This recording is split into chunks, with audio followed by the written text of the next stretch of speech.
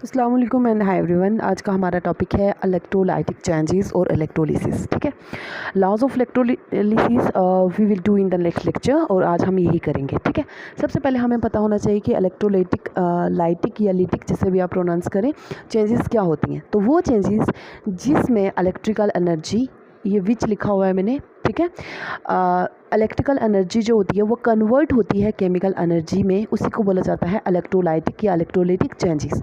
और वो डिवाइस जिसमें ये इलेक्ट्रोलाइटिक चेंजेस होती है उस डिवाइस को बोला जाता है इलेक्ट्रोलाइटिक सेल। अगर किसी को अभी तक इलेक्ट्रोलाइटिक सेल समझ नहीं आया तो एक देसी भाषा में आराम से सरल तरीके से समझ लो।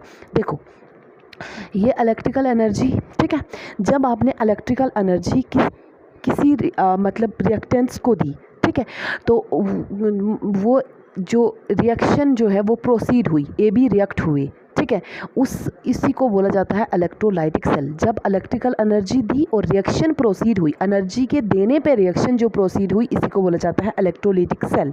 ठीक है, मतलब जैसे ही आप बिजली पास करोगे तो बिजली पास होने पे रिएक्शन हो रही है। मतलब रिएक्शन कैसे होगी, मतलब ए बी रिएक्ट करेंगे आपस में। ठीक है, तो अब देखो इलेक्ट्रोलिसिस क्या होता है। इलेक्ट्रो का मतलब होता, मतलब लाइसिस का मतलब होता है ब्रेक डाउन। ठीक है, इलेक्ट्रो का मतलब इलेक्ट्रिसिटी के थ्रू जो ब्रेक डाउन होगी। अब किसकी ब्रेक डाउन होगी वो हम देखते हैं। देखो, when electricity is pass through aqueous or fused. Aqueous और फ्यूज्ड का मतलब क्या होता है। एक्वस क्या होता है, जो वाटर में हो, मतलब जिसमें वाटर हो, और फ्यूज्ड क्या होती है, जो मेल्टेड हो। तो when electricity is passes through aqueous or fused electrolytic solution। अब electrolytic solution कौन सी होती है आपको तो पता है, जिस ऐसी solution जिसके अंदर आयंस हो। तो अब जब आपने बिजली पास करी किसी भी एक aqueous या fused electrolytic solution से, मतलब कोई ऐसी electrolytic solution है जिसके अंदर मतलब water है, या कोई ऐसी electrolytic solution है जो melted है थोड़ी, तो जो आयंस होंगे ना, जैसे आपने बिजली पास करी, लाइट पास, वो इलेक्ट्रिसिटी पास करी, तो उससे क्या होगा, वो आयंस मूव करना स्टार्ट कर जाएंगे। अब मूव किधर करेंगे, देखो अपोजिट जो चार्ज है वो अट्रैक्ट करेंगे एक दूसरे को, तो वो क्या करेंगे, अपोजिट प्लेट की तरफ अट्रैक्ट होना शुरू हो जाएंगे। अब प्लेट यहाँ पर क्या है, इलेक्ट्रोड है। इलेक्ट्रोड क्या है, वो जगह जहाँ पर ऑक्सीडेशन और रिडक्शन होती है। तो अपोजिट प्लेट की तरफ मूव करने लग जाएंगे और वहाँ पे डिस्चार्ज हो जाएंगे, वहाँ पे जाके डिपॉजिट हो जाएंगे। और इसी को बोला जाता है इलेक्ट्रोलिसिस। और जो ऐसा एक सेल जिसके अंदर ये सारा प्रोसेस हो रहा होगा, ये इलेक्ट्रोलिसिस हो रही होगी, उसी सेल को बोला जाता है इलेक्ट्रोलाइटिक सेल। ठीक है, अब आपको एक चीज़ याद रखनी है यहाँ पर, साइन कन्वेंशंस की एक चीज़ आपको ध्यान में रखना है। अब ऐसा नहीं है कि ये मैंने दिए हुए, ऑलरेडी दिए हुए हैं, आपको इस चीज़ को ऐसे ही मगअप करना है, ऐसे ही याद रखना है। देखो, ये एक कंटेनर है, बीकर है या कंटेनर है, इसमें मैंने ली हुई है इलेक्ट्रोलाइटिक सोल्यूशन, मतलब NaCl डाला हुआ वाटर में NaCl डाल दिया, आयंस बन के इलेक्ट्रोलाइटिक सोल्यूशन होगी। जैसे ही अब इसमें मैंने दो इलेक्ट्रोड लगा दिए, मतलब दो ऐसी रॉड टाइप की मेटल की लगा दी। ठीक है, अब मान लो ये प्लेटिनियम के इलेक्ट्रोड हैं। किसके हैं, प्लेटिनियम जो होता है ये इनर्ट इलेक्ट्रोड होता है। मैंने इनर्ट इलेक्ट्रोड, एक्टिव इलेक्ट्रोड पढ़ाए हुए हैं, वहाँ एग्जांपल्स बताई हुई है, इनर्ट इलेक्ट्रोड है। अब हम ये इनर्ट इलेक्ट्रोड के केस में देखेंगे इलेक्ट्रोलिसिस अभी। ठीक है, तो ये इनर्ट इलेक्ट्रोड कौन से होते हैं, जो खुद मतलब जो खुद पार्टिसिपेट नहीं करते, बस इन्हीं मतलब खुद ऑक्सीडेशन या रिडक्शन में पार्टिसिपेट नहीं करते।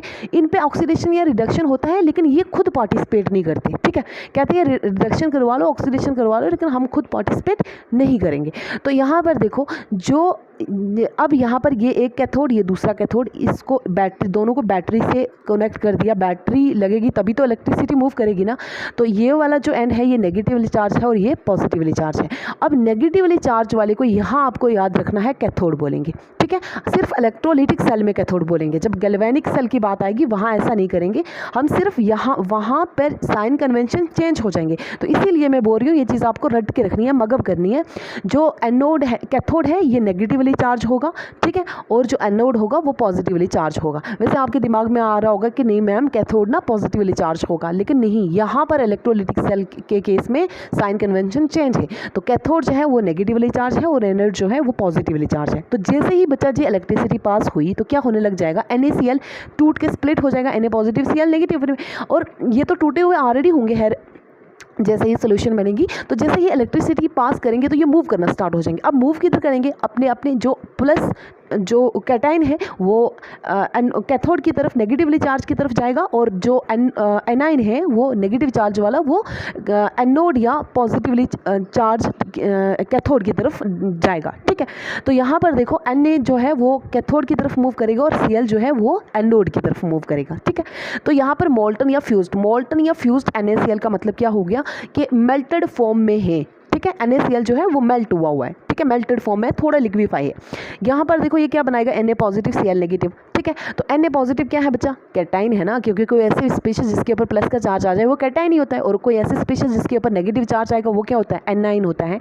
तो देखो Na पॉजिटिव कैटाइन जो है ये मूव करता है टूवर्ड्स कैथोड। देखो अभी तो मैंने बताया कैथोड की तरफ मूव कर रहा है, और जब कैथोड पे जाएगा, देखो खुद भूख लगी हुई है, इस पर प्लस का चार्ज है तो क्या लेगा, नेगेटिव चार्ज लेगा। और जब भी नेगेटिवली चार्ज मतलब क्या होते हैं, इलेक्ट्रॉन होते हैं, तो जब इलेक्ट्रॉन लेगा तो इस पर क्या हो जाएगी, रिडक्शन, क्योंकि गेन ऑफ इलेक्ट्रॉन क्या होती है, रिडक्शन। अगर आपको ये याद नहीं रहेगा, आप एक निमोनिक से याद रख सकते हैं कि निमोनिक क्या है, ये जो इलेक्ट्रोलाइटिक सेल के अंदर जो इलेक्ट्रोलाइटिक सेल के अंदर क्या होता है कि जो कैटाइन होता है वो किसकी तरफ मूव करता है, कैथोड की तरफ। कैटाइन पे प्लस का चार्ज होता है, कैथोड पे नेगेटिव चार्ज होता है, और वहाँ पे जाके वो उनकी क्या हो जाती है, रिडक्शन, मतलब इलेक्ट्रॉन क्या करते हैं, गेन करते हैं। और वहीं जो एनाइन है वो किसकी तरफ मूव करेगा, एनोड की तरफ। और एनोड पे जाते ही, क्योंकि इस पर नेगेटिव चार्ज है और बहुत ज़्यादा अच्छा खासा नेगेटिव चार्ज है, तो ये इतना संभाल नहीं पाएगा, ये मतलब लूज़ करना चाहेगा, तो ये इलेक्ट्रॉन जब निकालेगा, बाहर निकालेगा, तो वो हो जाएगी ऑक्सीडेशन। ऑक्सीडेशन का मतलब होता है लॉस ऑफ इलेक्ट्रॉन। तो निमोनिक आप याद रख सकते हो AAO। ठीक है, ये सॉन्ग समझ के या कैसे भी समझ के इसको याद रख लो, AAO। ठीक है, तो ये CCR, इन दोनों को ऐसे याद रखना है। अब चलिए आगे देखते हैं। चलिए, अब जब NaCl जब आपने इलेक्ट्रिसिटी पास करी और वो मूव करने लग गया, तो जो Na पॉजिटिव हैं वो किसकी तरफ मूव, वो क्या करेंगे, रिडक्शन करेंगे, गेन ऑफ इलेक्ट्रॉन करेंगे, तो Na बन जाएगा। और Cl नेगेटिव जो है वो हमें CCR याद रखना है, और AAO याद रखना है। ठीक है, तो जो कैटाइन है ये कैथोड की तरफ मूव करेगा एक इलेक्ट्रोलाइटिक सेल में, जब जो इनर्ट इलेक्ट्रोड होगा तब, और रिडक्शन करेगा। वहीं जो क्लोराइड आयन है, ठीक है, ये अनाइन है और ये एनोड की तरफ मूव करेगा। एनोड पॉजिटिवली चार्ज होगा और यहाँ पर ये लॉस करेगा इलेक्ट्रॉन और इसका हो जाएगा ऑक्सीडेशन। अब देखो जो क्लोरीन होता है ना, यहाँ पे Cl नहीं सिर्फ लिखा, क्योंकि ये हमेशा डायटोमिक गैस एग्जिस्ट करता है, तो ये हाफ Cl2। ठीक है, अब यहाँ पर देखो जब रिएक्शन मतलब ओवरऑल रिएक्शन लिखेंगे तो ये वाला इलेक्ट्रॉन एक दूसरे से कैंसिल हो जाएंगे। ठीक है, क्योंकि इधर वाले और इधर वाले कैंसिल हो जाते हैं। ठीक है, अगर सेम हो तो इधर वाले और इधर वाले अगर सेम हो तो वो प्लस में हो जाते हैं, या सब्सट्रैक्शन या एडिशन हो जाता है। तो यहाँ पर Cl नेगेटिव, तो Na प्लस Cl नेगेटिव, पहले रिएक्टेंट लिखते हैं फिर प्रोडक्ट की तरफ जाते हैं। तो Na positive plus Cl negative, तो इसने क्या बनाया, Na प्लस हाफ Cl2।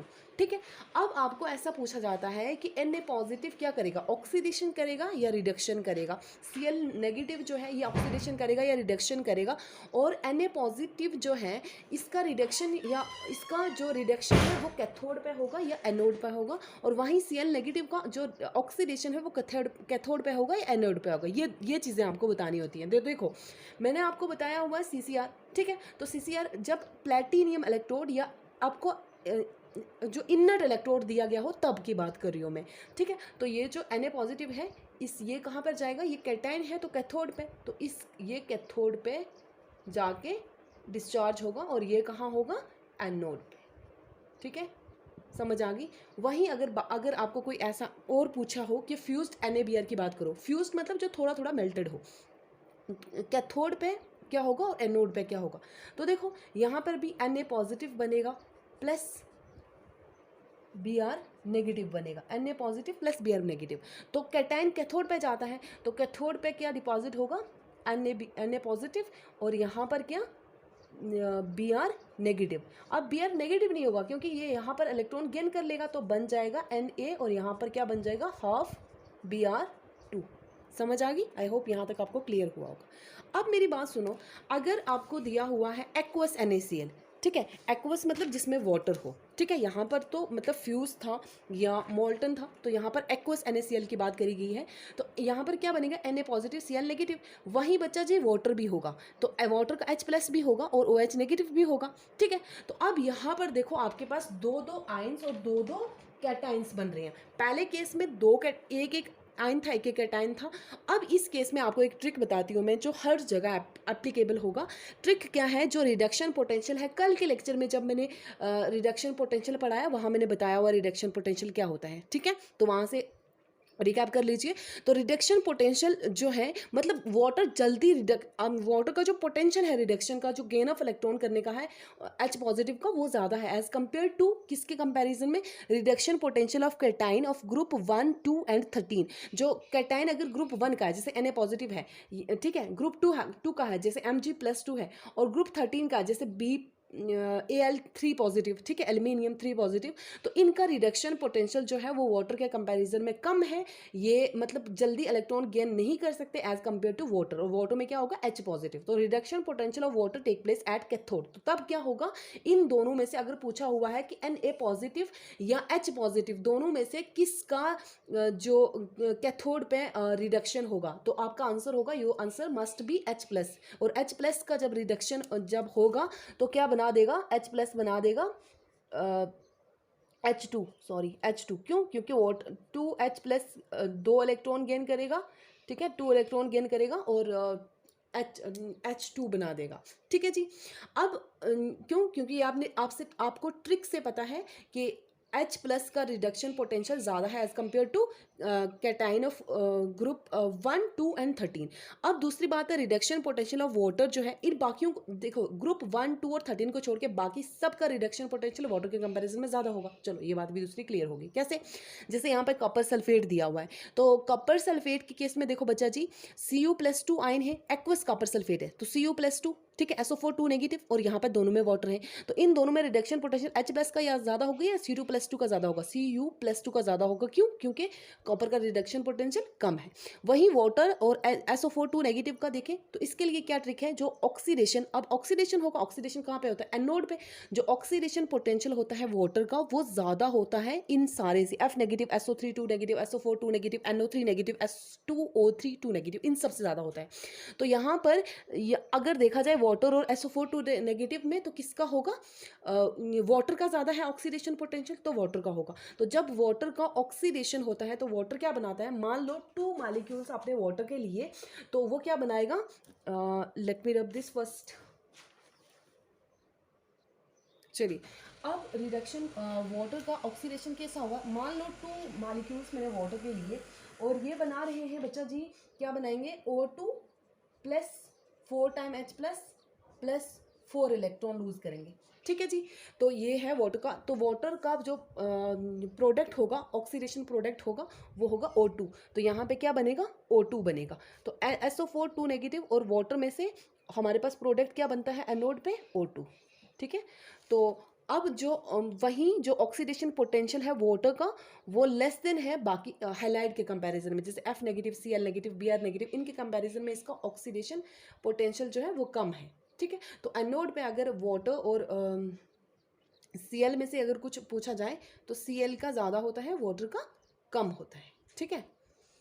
जैसे यहाँ पर NaCl नेगेटिव की बात कर रही थी ना, तो Cl नेगेटिव में से हाफ ऑक्सीजन तभी बनता है क्योंकि वाटर का नहीं होता, अगर एक्वस है तब भी वाटर का नहीं होता। क्यों, क्योंकि वाटर का ऑक्सीडेशन पोटेंशियल कम है।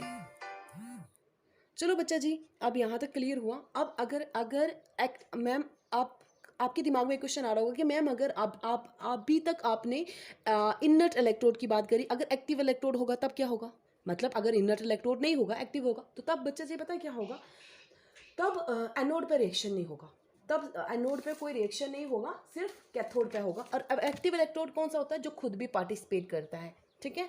जैसे अगर यहाँ पर कॉपर सल्फेट की सोल्यूशन है ना, कॉपर सल्फेट की, और इलेक्ट्रोड भी कॉपर का होगा, सेम होगा, तो ये खुद भी पार्टिसिपेट करेगा। तो ये प्यूरिफिकेशन टेक्निक्स के लिए यूज़ किया जाता है। अगर आपको किसी भी मतलब एलिमेंट को प्यूरिफाइड करके निकालना हो बाहर, तब यूज़ किया जाता है।